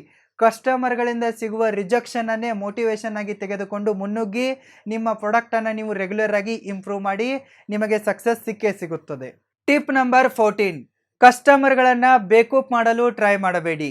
Don't try to cheat your customers. ಗೆಳೆಯರೇ, ನಿಮ್ಮ ಕಸ್ಟಮರ್ಗಳನ್ನು ಬೇಕೂಪ್ ಮಾಡಲು ಮೋಸ ಮಾಡಲು ಟ್ರೈ ಮಾಡಬೇಡಿ. ಏಕೆಂದರೆ ಕಸ್ಟಮರ್ಸ್ಗಳು ನಿಮಗಿಂತ ಜಾಣರಾಗಿರುತ್ತಾರೆ, ಬುದ್ಧಿವಂತರಾಗಿರುತ್ತಾರೆ. ನೀವು ಏನಾದರೂ ಮಾಡಿ ಯಾವುದಾದ್ರೂ ಒಂದು ಕೆಟ್ಟ ಉದ್ದೇಶದಿಂದ ಒಬ್ಬ ಕಸ್ಟಮರ್ಗೆ ಮೋಸ ಮಾಡಿದರೆ ಆತ ನಿಮ್ಮ ಪ್ರಾಡಕ್ಟ್ ಖರಾಬ್ ಆಗಿದೆ, ನಿಮ್ಮ ಕಂಪನಿ ಖರಾಬ್ ಆಗಿದೆ, ನೀವು ಖರಾಬ್ ಆಗಿದ್ದೀರಿ ಅಂತ ತನ್ನ ಫ್ರೆಂಡ್ಸ್ಗಳಿಗೆಲ್ಲ ಹೇಳ್ತಾನೆ, ಫ್ಯಾಮಿಲಿ ಮೆಂಬರ್ಸ್ಗಳಿಗೆ ಹೇಳ್ತಾನೆ, ಊರಲ್ಲಿ ಎಲ್ಲರಿಗೂ ಹೇಳ್ತಾನೆ, ಕಲೀಗ್ಗಳಿಗೆ ಹೇಳ್ತಾನೆ. ಆತನ ಜೀವಿತಾವಧಿಯಲ್ಲಿ ಆತ ಅಟ್ಲೀಸ್ಟ್ 1,00,000 ಜನರಿಗಾದರೂ ನಿಮ್ಮ ಪ್ರಾಡಕ್ಟ್ ಖರಾಬ್ ಆಗಿದೆ, ನೀವು ಖರಾಬ್ ಆಗಿದೆ, ನೀವು ಕಂಪನಿ ಖರಾಬ್ ಆಗಿದೆ ಅಂತೆಲ್ಲ ಆತ ಹೇಳುತ್ತಾನೆ. ಅದಕ್ಕಾಗಿ ಕಸ್ಟಮರ್ಗಳಿಗೆ ಚೀಟ್ ಮಾಡಬೇಡಿ, ಅವನನ್ನು ಬೇಕೂಪ್ ಮಾಡಲು ಟ್ರೈ ಮಾಡಬೇಡಿ. ಟ್ರಸ್ಟ್ ಗೇನನ್ನು ಲೈಫ್ ಲಾಂಗ್ ಮೇಂಟೈನ್ ಮಾಡಲು ಟ್ರೈ ಮಾಡಿ. ನೀವು ಕಸ್ಟಮರ್ಗೆ ಧೋಕಾ ಮಾಡಿ ಒಂದು ಸರ್ತಿ ಒಂದು ಪ್ರಾಡಕ್ಟನ್ನು ಸೇಲ್ ಮಾಡಬಹುದು, ಆದರೆ ನೀವು ಅವನನ್ನು ಪದೇ ಪದೇ ಮೋಸ ಮಾಡಲು ಸಾಧ್ಯವಿಲ್ಲ, ಪದೇ ಪದೇ ಬೇಕೂಪ್ ಮಾಡಲು ಸಾಧ್ಯವಿಲ್ಲ. ನೀವು ಒಬ್ಬನಿಗೆ ಬೇಕೂಪ್ ಮಾಡಿದರೆ, ಅವನಿಗೆ ಮೋಸ ಮಾಡಿದರೆ ಆತ ಸಾವಿರಾರು ಜನರಿಗೆ ನಿಮ್ಮ ಬಗ್ಗೆ ನೆಗೆಟಿವ್ ಆಗಿ ಹೇಳ್ತಾನೆ. ಸೊ ಅದೇ ನೀವು ಒಬ್ಬನಿಗೆ ಒಳ್ಳೆಯದನ್ನು ಮಾಡಿದರೆ, ಆತ ಕೊಟ್ಟಿರುವ ಹಣಕ್ಕೆ ವ್ಯಾಲ್ಯೂ ಆ್ಯಡಿಂಗ್ ಪ್ರಾಡಕ್ಟನ್ನು ಕೊಟ್ಟರೆ, ಒಳ್ಳೆ ಪ್ರಾಡಕ್ಟನ್ನು ಕೊಟ್ಟರೆ, ಒಳ್ಳೆ ಸರ್ವಿಸನ್ನು ಕೊಟ್ಟರೆ ಆತ ಅದನ್ನು ಲಕ್ಷಾಂತರ ಜನರಿಗೆ ಹೇಳ್ತಾನೆ, ಖುಷಿಯಿಂದ ಹೇಳ್ತಾನೆ, ನಿಮ್ಮ ಬಿಸ್ನೆಸ್ಸನ್ನು ಫ್ರೀಯಾಗಿ ಒಳ್ಳೆ ದೃಷ್ಟಿಯಿಂದ ಅಡ್ವರ್ಟೈಸ್ ಮಾಡ್ತಾನೆ. ನೀವು ಒಬ್ಬನಿಗೆ ಧೋಕಾ ಮಾಡಿದರೆ ಆತ ಕೂಡ ಅಡ್ವರ್ಟೈಸ್ ಮಾಡ್ತಾನೆ, ಬಟ್ ನೆಗೆಟಿವ್ ಬ್ರ್ಯಾಂಡ್ ಪ್ರಮೋಷನನ್ನು ಮಾಡ್ತಾನೆ. ಇದರಿಂದ ನಿಮ್ಮ ಬ್ರ್ಯಾಂಡ್ ವ್ಯಾಲ್ಯೂ ಕಮ್ಮಿ ಆಗುತ್ತದೆ, ಮಾರ್ಕೆಟ್ನಲ್ಲಿ ನಿಮ್ಮ ಡಿಮ್ಯಾಂಡ್ ಕಮ್ಮಿ ಆಗುತ್ತದೆ, ಮಾರ್ಕೆಟ್ನಲ್ಲಿ ನಿಮ್ಮ ಹೆಸರು ಕೆಡುತ್ತದೆ. ಒಂದು ಸರ್ತಿ ಮಾರ್ಕೆಟ್ನಲ್ಲಿ ನಿಮ್ಮ ಹೆಸರು ಕೆಟ್ಟರೆ ಮುಗಿತು, ನಿಮ್ಮ ಸೇಲ್ಸ್ ಫ್ಲಾಪ್ ಆಗುತ್ತದೆ, ಬಿಸ್ನೆಸ್ ಫ್ಲಾಪ್ ಆಗುತ್ತದೆ. ಅದಕ್ಕಾಗಿ ಕಸ್ಟಮರನ್ನು ಬೇಕೂಪ್ ಮಾಡಲು ಟ್ರೈ ಮಾಡಬೇಡಿ, ನಿಯತ್ತಾಗಿ ಸೇಲನ್ನು ಮಾಡಿ, ನಿಯತ್ತಾಗಿ ಬಿಸ್ನೆಸ್ಸನ್ನು ಮಾಡಿ. ಟಿಪ್ ನಂಬರ್ 15, ಕನ್ಸ್ಯೂಮರ್ ಬಿಹೇವಿಯರನ್ನು ಸ್ಟಡಿ ಮಾಡಿ. First study the consumer behaviour. ಗೆಳೆಯರೇ, ನಿಮ್ಮ ಮುಂದೆ ಕಸ್ಟಮರ್ ಬಂದು ನಿಂತಾಗ ಡೈರೆಕ್ಟಾಗಿ ಅವನಿಗೆ ಸೇಲ್ ಮಾಡಲು ಟ್ರೈ ಮಾಡಬೇಡಿ. ಮೊದಲು ಅವನಿಗೆ ರೈಟ್ ಕ್ವಶನನ್ನು ಕೇಳಿ. ನೀವು ರೈಟ್ ಕ್ವಶನನ್ನು ಕೇಳಿದಾಗ ಆತ ರೈಟ್ ಆನ್ಸರನ್ನೇ ಕೊಡುತ್ತಾನೆ. ನೀವೇ ರಾಂಗ್ ಕ್ವಶನ್ಗಳನ್ನು ಕೇಳಿದರೆ ಆತ ರಾಂಗ್ ಆನ್ಸರ್ಗಳನ್ನು ಕೊಡುತ್ತಾನೆ. ಅದಕ್ಕಾಗಿ ಕಸ್ಟಮರ್ ನಿಮ್ಮ ಶಾಪಿನ ಮುಂದೆ ಬಂದು ನಿಂತಾಗ, ಇಲ್ಲವೇ ನೀವೇ ಅವರ ಆಫೀಸ್ಗೆ ಸೇಲ್ಸ್ ಪಿಚ್ಚನ್ನು ಮಾಡಲು ಹೋದಾಗ ವಟ ಅಂತ ಸ್ಟಾರ್ಟಿಂಗಲ್ಲಿ ಮಾತನಾಡಬೇಡಿ. ಮೊದಲಿಗೆ ಕೂಲಾಗಿ ಅವರನ್ನು ಇಂಟ್ರೊಡ್ಯೂಸ್ ಮಾಡಿಕೊಳ್ಳಿ. ಅದಾದ ನಂತರ ಅವರಿಗೆ ಮೊದಲಿಗೆ ಮಾತನಾಡುವ ಚಾನ್ಸನ್ನು ಕೊಡಿ. ಅವರಿಗೆ ರೈಟ್ ಕ್ವಶನ್ಗಳನ್ನಷ್ಟೇ ಕೇಳಿ.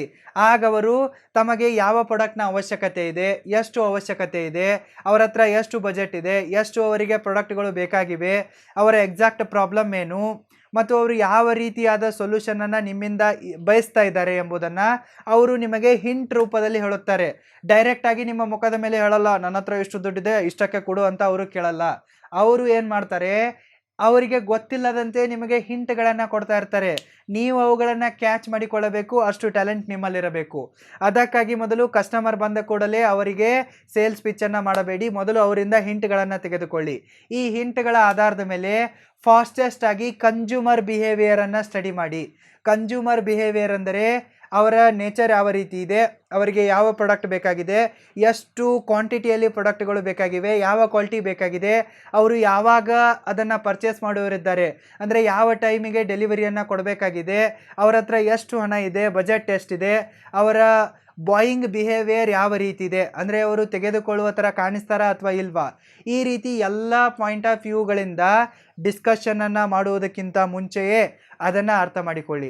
ಈ ಎಲ್ಲ ಪಾಯಿಂಟ್ ಆಫ್ ವ್ಯೂಗಳನ್ನು ಸ್ಟಡಿ ಮಾಡಿ, ಕ್ವಿಕ್ಕಾಗಿ ಸ್ಟಡಿ ಮಾಡಿ. ಕಸ್ಟಮರ್ನ ಮುಖ ನೋಡಿದರೆ ಸಾಕು ನಿಮಗೆ ಗೊತ್ತಾಗಬೇಕು ಕಸ್ಟಮರ್ನ ತಲೆಯಲ್ಲಿ ಏನು ಓಡ್ತಾ ಇದೆ ಅಂತ. ಅಷ್ಟೊಂದು ಟ್ಯಾಲೆಂಟ್, ಎಕ್ಸ್ಪೀರಿಯನ್ಸನ್ನು ನೀವು ಬೆಳೆಸಿಕೊಳ್ಳಬೇಕು. ಈ ಎಲ್ಲ ಪಾಯಿಂಟ್ ಆಫ್ ವ್ಯೂಗಳನ್ನು ಕ್ವಿಕ್ಕಾಗಿ ಕ್ಯಾಲ್ಕುಲೇಟ್ ಮಾಡಿ, ಕನ್ಸ್ಯೂಮರ್ ಬಿಹೇವಿಯರನ್ನು ಸ್ಟಡಿ ಮಾಡಿ, ಒಂದು ನೀಡ್ ಅನಾಲಿಸಿಸನ್ನು ನೀವು ಡಿಸೈಡ್ ಮಾಡಿ.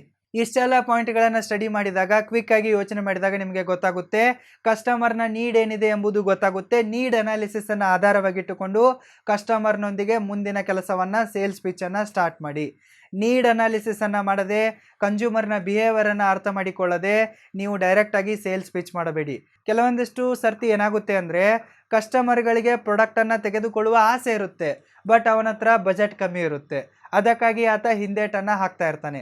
ಅದು ನಿಮಗೆ ಅರ್ಥವಾದರೆ, ಅದನ್ನು ನೀವು ಅರ್ಥ ಮಾಡಿಕೊಂಡರೆ ನೀವು ಅವನಿಗೆ ಸ್ವಲ್ಪ ಡಿಸ್ಕೌಂಟ್ ಕೊಡಬಹುದು, ಇಲ್ಲವೇ ನೀವು ಅವನಿಗೆ ಉದ್ರಿ ಮೇಲೆ ಐಟಮನ್ನು ಕೊಡಬಹುದು. ಅಂದರೆ ಪರವಾಗಿಲ್ಲ, ನೀನು ನಮಗೆ ರೆಗ್ಯುಲರ್ ಕಸ್ಟಮರ್ ಆಗು, ನೀನು ಮತ್ತೊಮ್ಮೆ ಬಂದಾಗ ನನಗೆ ಹಣವನ್ನು ಕೊಟ್ಟರು ನಡೆಯುತ್ತೆ ಅಂತ ಮಾಡಿ. ಇಲ್ಲವೇ ಅವನಿಗೆ EMI ಮೇಲೆ ಕೊಡಲು ಟ್ರೈ ಮಾಡಿ. ಈ ರೀತಿ ಕಸ್ಟಮರ್ಗೆ ಏನಾದರೂ ಒಂದು ಪ್ರಾಬ್ಲಮ್ ಆಗ್ತಾ ಇರುತ್ತೆ, ಇಲ್ಲವೇ ಅವನ ಹತ್ರ ದುಡ್ಡಿರುತ್ತೆ, ಬಟ್ ಅವನ ದುಡ್ಡಿಗೆ ನಿಮ್ಮ ಪ್ರಾಡಕ್ಟಿನ ಬೆಲೆ ಜಾಸ್ತಿ ಆಗಿರುತ್ತೆ. ಅದಕ್ಕಾಗಿ ಆತ ಹಿಂದೇಟನ್ನು ಹಾಕ್ತಾ ಇರ್ತಾನೆ. ಯಾವ ಕಾರಣಕ್ಕಾಗಿ ಆತ ಹಿಂದೇಟನ್ನು ಹಾಕ್ತಾ ಇದ್ದಾನೆ ಎಂಬುದನ್ನು ನೀವು ಕ್ವಿಕ್ಕಾಗಿ ಅರ್ಥ ಮಾಡಿಕೊಳ್ಳಬೇಕು. ಅದು ಅರ್ಥ ಆಗಬೇಕಂದ್ರೆ ನಿಮಗೆ ಕನ್ಸ್ಯೂಮರ್ ಬಿಹೇವಿಯರನ್ನು ಸ್ಟಡಿ ಮಾಡಲು ಬರಬೇಕು, ನೀಡ್ ಅನಾಲಿಸಿಸನ್ನು ಮಾಡಲು ಬರಬೇಕು. ಇದರ ಆಧಾರದ ಮೇಲೆ ಯಾಕೆ ಆತ ಪ್ರಾಡಕ್ಟನ್ನು ತೆಗೆದುಕೊಳ್ಳಲು ಡಿಲೇ ಮಾಡ್ತಾ ಇದ್ದಾನೆ ಎಂಬುದು ಗೊತ್ತಾಗುತ್ತೆ. ಒಂದು, ಅವನ ಹತ್ರ ಬಜೆಟ್ ಕಮ್ಮಿ ಇರುತ್ತೆ, ಇಲ್ಲ ನಿಮ್ಮ ರೇಟ್ ಹೆಚ್ಚಾಗಿರುತ್ತೆ. ಸೊ ರೇಟ್ ಹೆಚ್ಚಾಗಿದ್ದರೆ ಸ್ವಲ್ಪ ಡಿಸ್ಕೌಂಟ್ ಕೊಡಿ, ಅವನ ಹತ್ರ ಕಮ್ಮಿ ಇದ್ದರೆ ಉದ್ರಿಯನ್ನು ಕೊಡಿ, ಇಲ್ಲವೇ EMI ಮೇಲೆ ಅವನಿಗೆ ಪ್ರಾಡಕ್ಟನ್ನು ಕೊಡಿ, ಆಟ ಕೊಡ್ತಾನೆ, ಎಲ್ಲಿ ಹೋಗಲ್ಲ. ಈ ರೀತಿ ನೀವು ಕನ್ಸ್ಯೂಮರ್ ಬಿಹೇವಿಯರ್ ಸ್ಟಡಿ ಮಾಡಿ, ನೀಡ್ ಅನಾಲಿಸಿಸ್ ಅನ್ನ ಮಾಡಿ, ಅದರ ಆಧಾರದ ಮೇಲೆ ಸೇಲ್ಸ್ಗಳನ್ನು ಮಾಡಿ. ಟಿಪ್ ನಂಬರ್ 16, ಕಸ್ಟಮರ್ಗಳಲ್ಲಿ ಡಿಸೈರ್ ಕ್ರಿಯೇಟ್ ಮಾಡಿ. Create a desire in customers. ಗೆಳೆಯರೆ, ನೀವು ಸೇಲ್ಸನ್ನು ಮಾಡುವುದಕ್ಕಿಂತ ಮುಂಚೆ ಕಸ್ಟಮರ್ಗಳಲ್ಲಿ ನಿಮ್ಮ ಪ್ರಾಡಕ್ಟ್ನ ಬಗ್ಗೆ ಡಿಸೈರನ್ನು ಕ್ರಿಯೇಟ್ ಮಾಡಿ. ನಿಮ್ಮ ಪ್ರಾಡಕ್ಟ್ನ ಬಗ್ಗೆ ಕೇಳುತ್ತಿದ್ದಂತೆ ಕಸ್ಟಮರ್ನ ಕಿವಿ ನೆಟ್ಟಗಾಗಬೇಕು. ಆ ರೀತಿಯಾದ ಪ್ರಾಡಕ್ಟ್ ನಿಮ್ಮದಾಗಿರಬೇಕು. ಉದಾಹರಣೆಗಾಗಿ, ಐಫೋನ್ ಹೆಸರನ್ನು ಕೇಳಿದರೆ ಸಾಕು, ಎಲ್ಲರ ಕಿವಿಗಳು ಕೂಡ ನೆಟ್ಟಗಾಗುತ್ತವೆ. ಜೀವನದಲ್ಲಿ ಏನಾದರೂ ಆಗಲಿ ಒಂದು ಸರ್ತಿ ಐಫೋನನ್ನು ತೆಗೆದುಕೊಳ್ಳಲೇಬೇಕು ಅಂತ ಅನಿಸುತ್ತೆ. ಸೊ ನೀವು ಕೂಡ ನಿಮ್ಮ ಪ್ರಾಡಕ್ಟ್ಗೆ ಈ ರೀತಿಯಾದ ಡಿಮ್ಯಾಂಡನ್ನು ಕ್ರಿಯೇಟ್ ಮಾಡಿ. ಐಫೋನಿನ ಥರ ನಿಮ್ಮ ಪ್ರಾಡಕ್ಟನ್ನು ಹೆಸರನ್ನು ಕೇಳಿದಾಗ ಕಸ್ಟಮರ್ಗಳಲ್ಲಿ ಡಿಸೈರ್ ಕ್ರಿಯೇಟ್ ಆಗಬೇಕು. ಆ ರೀತಿಯಾದ ಪ್ರಾಡಕ್ಟನ್ನು ರೆಡಿ ಮಾಡಿ. ಕಸ್ಟಮರ್ಗಳಲ್ಲಿ ಡಿಸೈರನ್ನು ಕ್ರಿಯೇಟ್ ಮಾಡಿ. ಮಾರ್ಕೆಟ್ನಲ್ಲಿ ಆಟೋಮೆಟಿಕ್ಕಾಗಿ ಡಿಮ್ಯಾಂಡ್ ತಾನಾಗಿಯೇ ಕ್ರಿಯೇಟ್ ಆಗುತ್ತದೆ. ನಿಮ್ಮ ಕೆಲಸ ಏನಪ್ಪ ಅಂತಂದರೆ ಕಸ್ಟಮರ್ಗಳಲ್ಲಿ ಡಿಸೈರ್ ಕ್ರಿಯೇಟ್ ಮಾಡೋದು, ಡಿಮ್ಯಾಂಡ್ ಆಟೋಮೆಟಿಕ್ ಆಗಿ ಕ್ರಿಯೇಟ್ ಆಗುತ್ತದೆ. ಟಿಪ್ ನಂಬರ್ 17 ಆ್ಯಂಡ್ ಲಾಸ್ಟ್, ಕಸ್ಟಮರ್ಗಳಿಗೆ ಕ್ರಾಸ್ ಸೇಲ್ ಮಾಡಿ, ಅಪ್ ಸೇಲ್ ಮಾಡಿ, ಡೌನ್ ಸೇಲ್ ಮಾಡಿ, ಸೈಡ್ ಸೇಲ್ ಮಾಡಿ, ನಿಮ್ಮ ರೆವೆನ್ಯೂವನ್ನು ಡಬಲ್ ಮಾಡಿ. ಉದಾಹರಣೆಗಾಗಿ, ನೀವು ಕ್ಯಾಮ್ರಾ ಮಾರ್ತಿದ್ದೀರಾ ಅಂತ ಅಂದ್ಕೊಳ್ಳಿ. ಆ ಟೈಮಲ್ಲಿ ಬರೀ ಕ್ಯಾಮ್ರಾವನ್ನಷ್ಟೇ ಮಾರಬೇಡಿ. ಕ್ಯಾಮ್ರಾ ಜೊತೆಗೆ ಕಸ್ಟಮರ್ ಕೇಳದಿದ್ದರೂ ಕೂಡ ಕ್ಯಾಮ್ರಾ ಬ್ಯಾಗನ್ನು ಮಾರಾಟ ಮಾಡಿ. ನೋಡಿ, ಕ್ಯಾಮ್ರಾದ ಪ್ರೊಟೆಕ್ಷನ್ ತುಂಬಾ ಇಂಪಾರ್ಟೆಂಟ್ ಆಗಿರುತ್ತದೆ, ಸೇಫ್ಟಿ ಇಂಪಾರ್ಟೆಂಟ್ ಆಗಿರುತ್ತದೆ. ಅದಕ್ಕಾಗಿ ಕ್ಯಾಮ್ರಾಗೆ ಒಂದು ಒಳ್ಳೆ ಬ್ಯಾಗನ್ನು ಪರ್ಚೇಸ್ ಮಾಡುವಂತೆ ಹೇಳಿ. ಇಷ್ಟಾದ ನಂತರ ನಿಮಗೆ ಡಬಲ್ ಬ್ಯಾಟ್ರಿ ಅವಶ್ಯಕತೆ ಬೀಳುತ್ತದೆ. ನೀವು ಎಲ್ಲಾದರೂ ಫೋಟೋಗ್ರಫಿ ಮಾಡಲು ಹೋಗಿರ್ತೀರ, ಆವಾಗ ಬ್ಯಾಟ್ರಿ ಖತಮ್ ಆದರೆ ಏನು ಮಾಡ್ತೀರಾ? ಇವೆಂಟ್ ಕೈಯಿಂದ ಮಿಸ್ ಆಗಿ ಹೋದರೆ ನಿಮ್ಮ ಮಾರ್ಕೆಟ್ನಲ್ಲಿ ರೆಪ್ಯುಟೇಷನ್ ಖರಾಬಾಗುತ್ತೆ ಅಂತ ಹೇಳಿ ಅದಕ್ಕಾಗಿ ಅವನಿಗೆ ಎಕ್ಸ್ಟ್ರಾ ಬ್ಯಾಟ್ರಿಯನ್ನು ಸೇಲ್ ಮಾಡಿ. ಇಷ್ಟಾದ ನಂತರ ಅವನಿಗೆ ಎಕ್ಸ್ಟ್ರಾ ಮೆಮೊರಿ ಕಾರ್ಡನ್ನು ಸೇಲ್ ಮಾಡಿ. ಈ ರೀತಿ ಕಸ್ಟಮರ್ಗೆ cross sell, up sell, down sell, side ಸೆಲ್ಲನ್ನು ಮಾಡಿ. ಒಂದು ವೇಳೆ ನೀವು ಮೊಬೈಲನ್ನು ಮಾರ್ತಾ ಇದ್ದರೆ ಕಸ್ಟಮರ್ಗಳಿಗೆ ಬ್ಯಾಕ್ ಕವರನ್ನು ಮಾರಿ, ಇಯರ್ಫೋನನ್ನು ಮಾರಿ, ಚಾರ್ಜರನ್ನು ಮಾರಿ. ಈ ರೀತಿ ಅವನಿಗೆ ಕ್ರಾಸ್ ಸೇಲ್ ಮಾಡಿ, ಅಪ್ ಸೇಲ್ ಮಾಡಿ. ಇನ್ನು ನೀವು ಬೈಕ್ ಸೇಲ್ ಮಾಡ್ತಾ ಇದ್ದರೆ ಬೈಕ್ನೊಂದಿಗೆ ಅವನಿಗೆ ಶೂಗಳನ್ನು ಸೇಲ್ ಮಾಡಿ, ಸಾಕ್ಸನ್ನು ಸೇಲ್ ಮಾಡಿ. ಅದರ ಜೊತೆಗೆ ಇನ್ನು ಕಂಪಲ್ಸರಿಯಾಗಿ ಹೆಲ್ಮೆಟನ್ನು ಸೇಲ್ ಮಾಡಿ, ಹೆಲ್ಮೆಟ್ ಲಾಕರನ್ನು ಸೇಲ್ ಮಾಡಿ. ಈ ರೀತಿ ಕಸ್ಟಮರ್ಗಳಿಗೆ ಮಲ್ಟಿಪಲ್ ಪ್ರಾಡಕ್ಟ್ಗಳನ್ನು ಸೇಲ್ ಮಾಡಿ, ಮಲ್ಟಿಪಲ್ ಆಪ್ಷನ್ಗಳನ್ನು ಕೊಡಿ. ಅವನ ಕ್ವಶನ್ಗಳಿಗೆ ಕ್ವಿಕ್ಕಾಗಿ ಆನ್ಸರ್ ಮಾಡಿ. ಆತ ಒಂದು ಪ್ರಾಡಕ್ಟನ್ನು ತೆಗೆದುಕೊಳ್ಳಲು ನಿಮ್ಮ ಶಾಪಿಗೆ ಬಂದರೆ ಅವನಿಗೆ 4-5 ಪ್ರಾಡಕ್ಟ್ಗಳನ್ನು ಮಾರಿ ಕಳಿಸಬೇಕು ನೀವು. ಅಷ್ಟೊಂದು ಟ್ಯಾಲೆಂಟ್ ನಿಮ್ಮಲ್ಲಿರಬೇಕು. ಕಸ್ಟಮರ್ ಒಂದೇ ಪ್ರಾಡಕ್ಟನ್ನು ತೆಗೆದುಕೊಳ್ಳಲು ಬಂದರೂ ಕೂಡ ಅವನಿಗೆ 4-5 ಪ್ರಾಡಕ್ಟ್ಗಳನ್ನು ಮಾರಾಟ ಮಾಡಿ ನಿಮ್ಮ ರೆವೆನ್ಯೂವನ್ನು ಡಬಲ್ ಮಾಡಿ. ಓಕೆ ಗೆಳೆಯರೆ, ಫೈನ್. ಇವಿಷ್ಟು ಟಿಪ್ಸ್ಗಳನ್ನು ನೀವು ನಿಮ್ಮ ಬಿಸ್ನೆಸ್ಸಲ್ಲಿ, ಸೇಲ್ಸಲ್ಲಿ ಅಪ್ಲೈ ಮಾಡಿಕೊಂಡರೆ ಖಂಡಿತವಾಗಿಯೂ ನಿಮ್ಮ ಬಿಸ್ನೆಸ್ ಗ್ರೋತ್ ಆಗುತ್ತದೆ. ನಿಮ್ಮ ಎಲ್ಲ ಪ್ರಾಡಕ್ಟ್ಗಳು, ಸರ್ವಿಸ್ಗಳು ಈಸಿಯಾಗಿ ಸೇಲ್ ಆಗುತ್ತವೆ. ಇದಕ್ಕಿಂತಲೂ ಜಾಸ್ತಿ ನಾಲೆಜ್ ನಿಮಗೆ ಬೇಕೆಂದರೆ ನೀವು ನಮ್ಮ ಬಿಸ್ನೆಸ್ ಕೋರ್ಸ್ಗಳಿಗೆ ಜಾಯಿನ್ ಆಗಬಹುದು. ಲಿಂಕ್ ಕೂಡ ಡಿಸ್ಕ್ರಿಪ್ಷನ್ನಲ್ಲಿವೆ. ನೀವು ನಮ್ಮ ಬೇರೆ ಬೇರೆ ಕೋರ್ಸ್ಗಳಿಗೆ ಜಾಯಿನ್ ಆದಾಗ ನಿಮಗೆ ಇದಕ್ಕಿಂತಲೂ ಹೆಚ್ಚಿನ ಮಾಹಿತಿ, ಇದಕ್ಕಿಂತಲೂ ಹೆಚ್ಚಿನ ನಾಲೆಜನ್ನು ನಾನು ನಿಮಗೆ ಪ್ರೊವೈಡ್ ಮಾಡ್ತೀನಿ. ಇನ್ನು ನಾನು ಡೈರೆಕ್ಟಾಗಿ ಬಿಸ್ನೆಸ್ ವರ್ಕ್ಶಾಪ್ಗಳನ್ನು ಕಂಡಕ್ಟ್ ಮಾಡ್ತಾ ಇರ್ತೀನಿ. ಅದರಲ್ಲಿ ನೀವು ಅಟೆಂಡ್ ಆಗಿ ಅಲ್ಲಿಯೂ ಕೂಡ ನಿಮ್ಮ ನಾಲೆಜನ್ನು ಡಬಲ್ ಮಾಡಿಕೊಳ್ಳಬಹುದು. ನಿಮ್ಮ ಬಿಸ್ನೆಸ್ಸನ್ನು ಫಾಸ್ಟೆಸ್ಟ್ ಆಗಿ ಗ್ರೋ ಮಾಡಬಹುದು. ಅದಕ್ಕಾಗಿ ಡಿಸ್ಕ್ರಿಪ್ಷನ್ನಲ್ಲಿ ಕೊಟ್ಟಿರುವ ಲಿಂಕ್ ಮೇಲೆ ಕ್ಲಿಕ್ ಮಾಡಿ, ಅಲ್ಲಿ ಫಾರ್ಮನ್ನು ಫಿಲಪ್ ಮಾಡಿ. ನಿಮಗೆ ಎಲ್ಲ ಇನ್ಫಾರ್ಮೇಷನ್ ಕೂಡ ಸಿಕ್ಕೇ ಸಿಗುತ್ತದೆ. All the very best and thank you.